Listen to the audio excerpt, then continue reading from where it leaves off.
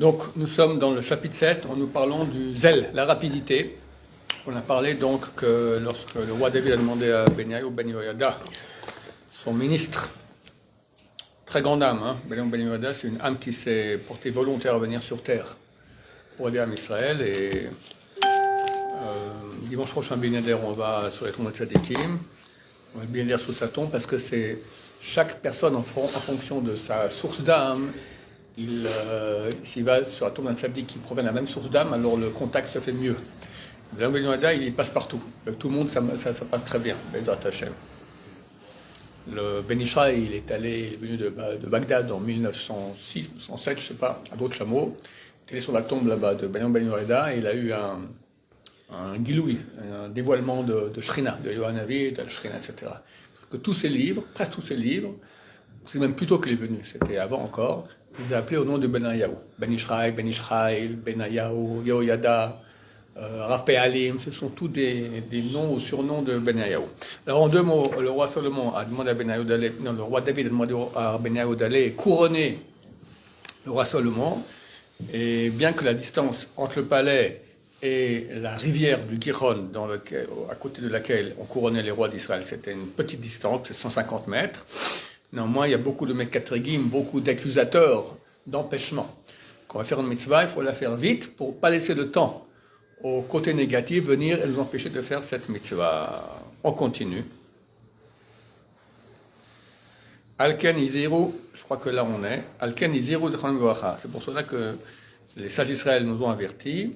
Ushmartem et Tamatzot, c'est écrit dans le texte de la Torah, à propos de Pessah, Ushmartem et Tamatzot, vous garderez les matzot. Faire attention qu'elles ne fermentent pas, qu'elles ne deviennent pas chametz. Mitzvah bal yatra atachmitzena. Maintenant, le mot matzot, on peut le lire aussi, sont les points mitzvot. Shmartem et mitzvot, vous garderez les mitzvot. De là, dit Chazal, mitzvah habal yatra, mitzvah que tu as l'occasion de faire, atachmitzena, ne la rate pas. Mais le mot atachmitzena signifie rater, signifie aussi le mot chametz, ne la fermente pas, ne rate pas. Donc il y a un jeu de mots ici, matzot, chametz, mitzvot, l'achmitz, qui signifie rater. Vamrou, ils ont dit, toujours l'homme doit rapidement faire une mitzvah. Chez les filles, chez Kidima Bechora la Tseira, vu que la fille aînée, elle a été avant la jeune, Zarta, on va expliquer de quoi il s'agit, Zarta vekadma arba de Rod Israël et Malchut. Grâce à cela, elle est arrivée à la royauté 4 générations plus tôt. De quoi il s'agit? Des filles de Lot. Les filles de Lot, elles étaient des Satkaniot, ce n'étaient pas des femmes, mauvaises. Elles ont cru que le monde était détruit, comme après le déluge. Il ne restait plus que leur père vivant, comme homme. Donc ils l'ont saoulé. Et la première a une relation avec son père, la deuxième avec son père aussi. Vu que la première, c'est la première qui a voulu faire cela, elle a eu une descendance de roi d'Israël 4 générations avant la deuxième. La première de elle est sortie le peuple de Moab. Moab signifie du père. Vu que c'est elle qui a quand même proposé ça, donc il y a un petit côté négatif qu'on montre que le peuple qui est sorti d'elle, c'est Moab, il vient du père. Qui vient de Moab? Ruth. Tu prends Ruth, son fils était Oved, après Ishaï, David. 4 générations depuis Ruth. Et la deuxième de elle est sorti le peuple de Ammon. Et après 4 générations, le fils de Shlomo, il s'appelait Rechavam, il s'est marié avec une convertie, Naama Ammonite, qui était descendant de Ammon. Donc tu prends depuis Ruth jusqu'à Shlomo, ça fait 4 générations. Donc il y a eu 4 générations auparavant que la première a eu déjà des descendants rois d'Israël, alors que la deuxième, moins de là déduit la Gemara, il faut toujours faire ça rapidement, pour une nuit en plus, enfin une nuit en moins, plus rapide qu'elle a fait, elle a eu un mérite 4 générations plus tôt. Vamrou, et ils ont dit encore, les sages d'Israël, Zrizim, Magdimim, la mitzvot, les gens rapides, ils font rapidement les mitzvot. Ils ont encore dit, toujours que l'homme court pour faire la mitzvah. Et même à Shabbat. J'avais un prof à la yeshiva, un rav un grand sadique, Et je n'étais pas présent, mais mon Chavruta était présent une fois, ils sont allés faire une mitzvah, je ne sais plus ce que c'était, quelque chose dans les champs. Il a dit, le Rav, il a couru toutes ses forces, et on ne pouvait pas le suivre tellement, il était déjà âgé, d'accord, faire une mitzvah, on le fait en courant, Bezrat Hashem. Au Midrash, et dans le Midrash, ils ont dit, Hu yanegenu almut, donc c'est un verset des Tehillim, Dieu nous conduira almut, almut ça signifie olamit, pour l'éternité. Bizrizut, le Midrash dit, Bizrizut, rapidement, ou le rapport en almut qui vient du mot olamim, qui provient du mot éternité, et le mot zrizut est la rapidité. Alors, les sages d'Israël expliquent un jeu de mots aussi ici avec l'araméen, qui est Illen ou Lemta. Ou Lemta, c'est un jeune homme, ou une jeune fille, d'accord? Comme les jeunes gens. Les jeunes gens, ils sont rapides. Les vieux, ils vont lentement. Les jeunes gens, ils sont rapides. Ou Lemta, ça correspond à Almut aussi. Donc, il y a ici un jeu de mots. Dieu nous conduira avec rapidité. Qui Madat Amar, comme on dit, Betor Alamot Tofefot, parmi des jeunes filles qui frappent du tambour. C'était Yocheved et sa fille Myriam qui ont tapé du tambour lorsqu'ils ont chanté la Shiratayam, quand ils ont traversé la mer Rouge. D'accord? Donc, comme des jeunes gens et des jeunes filles, comme ça, il faut être rapide et Dieu nous conduit avec rapidité. Kazrizut, car la rapidité, Himidat Shlemut Gadol, est une qualité de perfection grande. Asher tiv'o shel adam mona'a mimeno ata, dont la nature de l'homme l'empêche actuellement. Même le type hyper rapide, il ne sera pas comme les anges, où c'est immédiat. D'accord?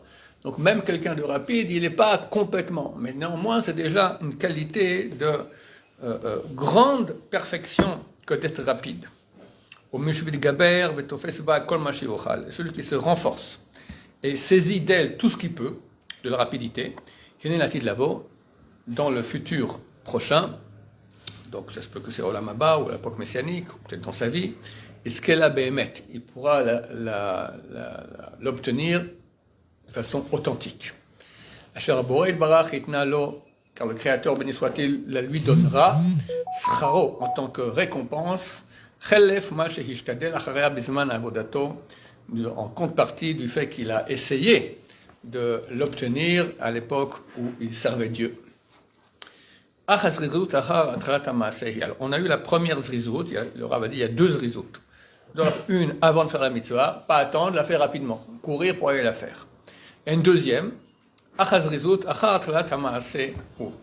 la zrizout, la rapidité après qu'on ait commencé à faire la mitzvah. Qu'est-ce qu'elle est? Du fait qu'il a commencé, il a saisi la mitzvah, et maher lashlimota, que rapidement il achève. Pas comme quelqu'un qui veut alléger la charge et rapidement enlever le fardeau qu'il a. D'accord? Quelqu'un il finit vite la mitzvah pour se débarrasser, terminer, qu'est-ce que c'est casse-pied? Comme la prière par exemple. Je crois que dans beaucoup de minyanim, c'est la course à la montre, d'accord? Celui qui finit le plus vite, c'est le plus aimé de tout le monde, parce qu'il a gagné 4 minutes. Aïe, aïe, aïe, aïe, aïe, aïe, aïe. C'est terrible, c'est terrible, c'est terrible. 4 minutes de plus, la Hamida, c'est insupportable, mais ça change toute la prière, d'accord? Donc c'est très grave, c'est ce qu'on a vu la semaine passée, nos frères de l'étranger verront ça cette semaine. Non, eux ils ont vu ça ce Shabbat, et nous on a vu il y a un Shabbat, une semaine. C'est au milieu de Parashat Balotra, tout à coup il y a 2 versets avec 2 nouns à l'envers. Pourquoi? C'est pas la place de ce verset. Ce verset aurait dû être 50 nouns, c'est la valeur numérique 50, aurait dû être 50 parashiot, 50 passages plus tôt dans la Torah, au début de Bamidbar, chapitre 2, où on parle de Ben Israël qui avance, là-bas ces 2 chapitres auraient dû être, ces 2 versets. Pourquoi on les a mis ici? Pour séparer entre deux, pour un nouyot, malheur. Un, que Ben Israël se sont plaints, on veut de la viande, etc., on regrette, on veut rentrer en Égypte. Et la première, c'est quoi? C'est marqué juste auparavant. Et ils ont quitté le mont Sinaï. Quoi de mal? En plus, c'est pas eux qui ont dit, allez, ouf, on part, d'accord? C'est Dieu, après 1 an, moins 10 jours, c'est Dieu qui décide, tout d'un coup, le nuage se lève, il commence à aller. Bon, alors on y va, c'est Dieu qui a décidé, on avance. Ils étaient contents de quitter le mont Sinaï. Aïe, aïe, aïe, aïe, aïe, les sages d'Israël disent, comme les petits enfants qui quittent le Talmud Torah le matin, il y a la sonnette, d'accord? 1 heure, alors on rentre à la maison, tous les enfants qui courent comme des fous, débarrassés de l'école. Comme ça, Ben Israël ont quitté le mont Sinaï et c'est considéré comme un malheur.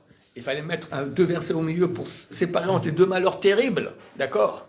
Donc on ne va pas faire une mitzvah rapidement pour pouvoir se débarrasser, débarrasser enfin de la mitzvah. Je finis ma prière, d'accord? Mais après Sinaï, ils savaient qu'ils devaient rentrer en Eretz Israël, tout ça. Donc ils avaient peut-être l'intention de vouloir construire et... Les sages nous ont dévoilé qu'ils étaient heureux de quitter le Sinaï. Que tu es heureux de rentrer en terre d'Israël, il n'y a pas de problème, mais c'est heureux de quitter le Sinaï. Qu'est-ce qu'ils faisaient au Sinaï aussi? Ils étaient en face de Dieu, ils prenaient la Torah. Bon, tu comprends, le Sinaï, c'est le Sinaï, c'est une proximité de Dieu, très grande, qui est très contraignante contre les Yetzer, évidemment. Tu ne peux pas te lever tard quand Dieu est en face de Dieu. Baba Meir, il habitait à Ashdod. Un type, une voix de Jérusalem vient le voir. Lui, il habite où? Jérusalem. Il me dit, t'as pas peur? Peur de quoi? À Jérusalem, vous avez Dieu au-dessus de la tête. Moi, j'ai peur d'aller à Jérusalem. Une seule fois dans sa vie, il a été au Kotel, Baba Meir. Il a trop peur. Alors, tu peux dire, mais ton père va s'aller. Il a habité un certain temps à Jérusalem. Il dit, mon père n'a pas peur, moi j'ai peur. D'accord? Et une fois de mes élèves, Dov, d'accord, il est parti voir Rabbi David Anaria. Et Rabbi David lui a dit, vous, à Jérusalem, vous avez Dieu au-dessus de la tête. D'accord? Alors nous, on ne sent pas parce qu'on est nuls. D'accord? Mais les gens qui sentent, c'est pas facile de sentir que Dieu est au-dessus de ta tête. D'accord? Donc, pour ça que les Israël c'est considéré comme un grand malheur, qu'ils ont quitté avec plaisir le mont Sinaï. Nous aussi, on fait attention, nous, quand on fait des mitzvot, pas... Alors, Rabbi dit, il faut vite la finir. Alors, il dit, attention, vite la finir par amour de la mitzvah, pour arriver pour pas la rater, pour que tout se passe bien comme il faut rapidement, pour empêcher les forces du mal à venir et mettre des bâtons dans les roues. Ne la fais pas vite pour te débarrasser de la mitzvah, parce que, c'est lourd sur toi, cette charge. D'accord? C'est ce que le Rav explique ici.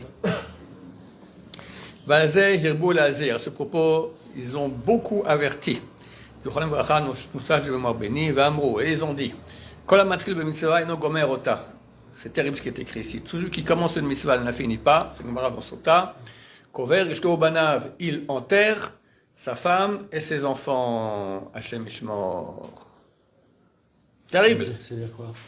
Ça veut dire ce que ça veut dire. Ça veut dire quoi? C'est comme il y a quelqu'un qui fait une mitzvah et l'arrête, il la finit pas. Il y a un risque, c'est pas 100 000%. Il y a un risque, à Dieu ne plaise, qu'il enterre sa femme et ses enfants.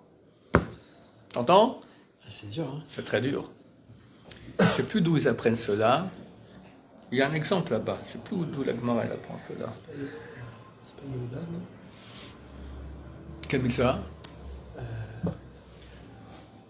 C'est vrai qu'il a perdu sa femme et ses enfants. Parce que justement, c'est lui qui a perdu mais ses quel enfants. mitzvah il a fait? Quoi? Ah, exactement. Yehuda, il a sauvé Yosef. Il leur a dit, pourquoi vous voulez vendre Yosef?